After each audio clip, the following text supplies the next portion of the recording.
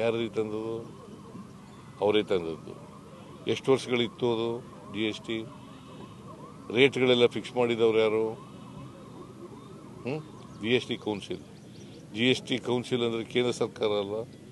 8 ವರ್ಷ ಜನರನ್ನ ಸುಲಿಗೆ ಮಾಡಿ ತೆರಿಗೆನ ಆಮೇಲೆ ನಾವು ಕಮ್ಮಿ ಮಾಡಿದ್ದೀವಿ ಅಂತ ಹೇಳಿ 24% ವಸೂಲು ಮಾಡಿ ಎಲ್ಲ ಮಜಾ ಮಾಡಿ ಆಮೇಲೆ ಮಾಡಿದ್ರು.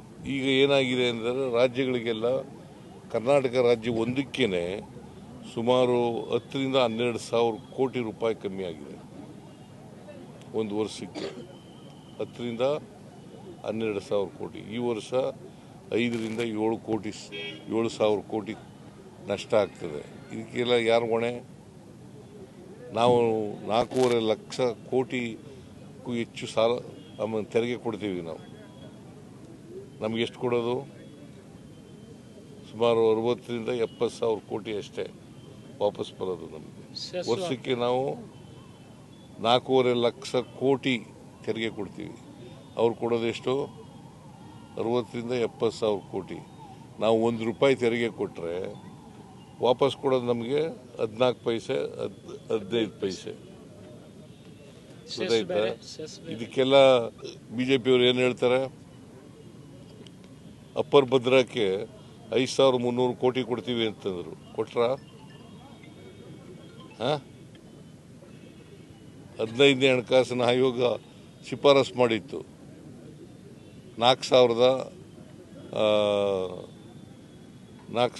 ಎಷ್ಟು 5,495 ಕೋಟಿ ಕೊಡಿ ಅಂತ 5,495 ಕೋಟಿ ಕೊಡಿ ಅಂತ ಹೇಳಿತ್ತು.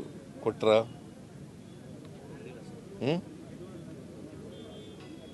ಪೆರಿಫೆರಲ್ ರಿಂಗ್ ರೋಡ್ಗೆ 3,000 ಕೋಟಿ ಕೊಡ್ತೀವಿ ಅಂದರು. ಕೊಟ್ರ? ಬೆಂಗಳೂರಿನಲ್ಲಿ ಕೆರೆ ಅಭಿವೃದ್ಧಿಗೆ 3,000 ಕೋಟಿ ಕೊಡ್ತೀವಿ ಅಂದರು. ಕೊಟ್ರ? ಏನು ಕೊಡಲಿಲ್ಲ, ಏನು ಮಾಡಲಿಲ್ಲ. ಅವ್ರ್ಯಾಕೆ ಮೆಡಿಕಲ್ ಕಾಲೇಜ್ ಕಂಪ್ಲೀಟ್ ಮಾಡಲಿಲ್ಲ? ಎಷ್ಟು ವರ್ಷ ಇದ್ರು? ಎಷ್ಟು ವರ್ಷ ಇದ್ರಿ? 4 ವರ್ಷ. ಕುಮಾರಸ್ವಾಮಿ 1 ವರ್ಷ 2 ತಿಂಗಳು. ಯಾಕೆ ಮಾಡಲಿಲ್ಲ? 23ವರೆಗೆ ಅವರೇ ಇದ್ರಲ್ಲ, 4 ವರ್ಷ ಬೇಕಾಗಿತ್ತ? ದುಡ್ಡು ಕೊಡಲಿಲ್ಲ. ನಾವು ಬಂದು ಕಂಪ್ಲೀಟ್ ಮಾಡೋದು.